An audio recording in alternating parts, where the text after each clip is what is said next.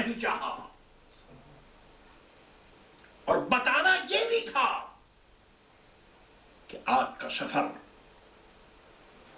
دنیا کا سفر نہیں جو شمال، جنوب اور مشرق اور مغرب میں محدود ہو۔ آج کا سفر زیرین کا سفر نہیں ہوگا، نیچے کا سفر نہیں ہوگا، بلکہ بلند و بالا سفر ہے، اوپر کا سفر ہے۔ اس لیے جبریل امین چھت کی جانب سے حاضر ہوئے، اور پھر کیسے وہ لوگ جو سرکار دو عالم صلی اللہ تعالی علیہ وسلم کی شان سے بے خبر ہیں، وہ جانیں کہ آخر سرکار کو انہوں نے اس انداز سے نہیں اٹھایا کہ اس انداز سے آج جھجوڑ کر کے یا پکڑ کر کے یا زور سے آواز دے کر کسی کو اٹھایا جاتا ہے۔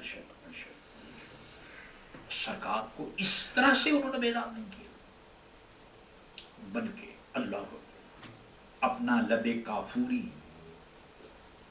ٹھنڈا پاکیزہ لب کو سرکار دو عالم صلی اللہ تعالی علیہ وسلم کے پائے اقدس پر رکھ دیا، پاؤں پر رکھ دیا، تاکہ عقل و خیرت کا مارا ہوا انسان اس اسٹیج پر سمجھے کہ رسول اعظم کی بارگاہ میں حاضری کا طریقہ کیا ہے اور ادب کے تقاضے کیا ہیں۔ اب آپ سوچئے کہ وہ رسول ملائکہ ہیں، اور رسول ملائکہ، اور لب کافوری کہاں رکھا؟ سرکار کے قدموں پر رکھا، انگلیوں پر رکھا۔ اللہ اللہ، یہی وہ میرے دوستو انداز ہیں جو ہمیں اپنے اکابر سے یہ انداز ملا ہے کہ عزیز اپنے بزرگوں کی بارگاہ میں حاضری کا شرف حاصل کرتا ہے، اور پاؤں میں کبھی ہاتھ رکھ دیتا ہے، کبھی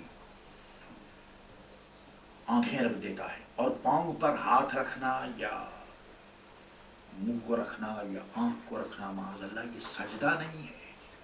خوب یاد رکھیے، سجدہ تو پھر وہی ہے جو نمازوں میں ہوتا ہے، رب کریم کے لیے ہوتا ہے۔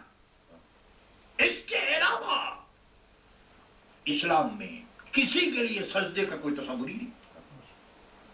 باقی اعزاز، محبت، عزت اور عظمت وہ الگ بات ہے۔ دیکھیے جبریل امین اپنا لب کافوری سرکار کہ قدموں پہ آپ نے رکھا اور آنکھیں کھول دی سرکار نے، اور فرمایا کہ اے جبریل کیا بات ہے۔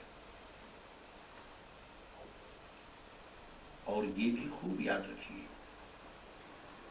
کہ سرکار دو عالم صلی اللہ تعالی علیہ وسلم کو اللہ نے جو عزت و عظمت دی ہے وہ آپ سنتے رہتے ہیں۔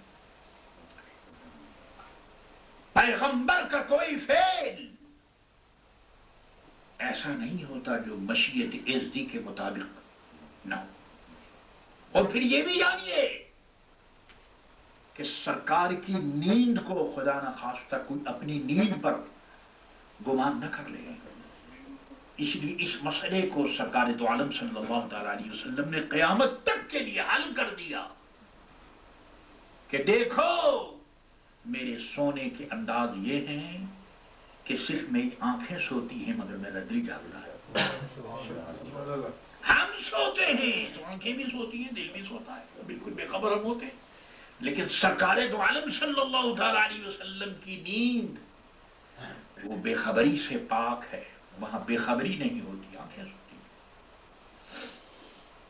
بہرحال جبریل امین حاضر ہوئے، اور اس کے بعد پھر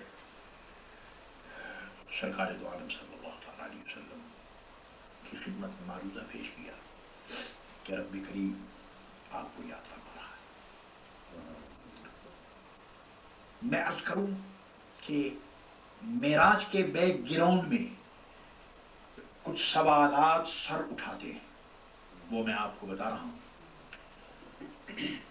اور خوب یاد رکھیے کہ مبلغ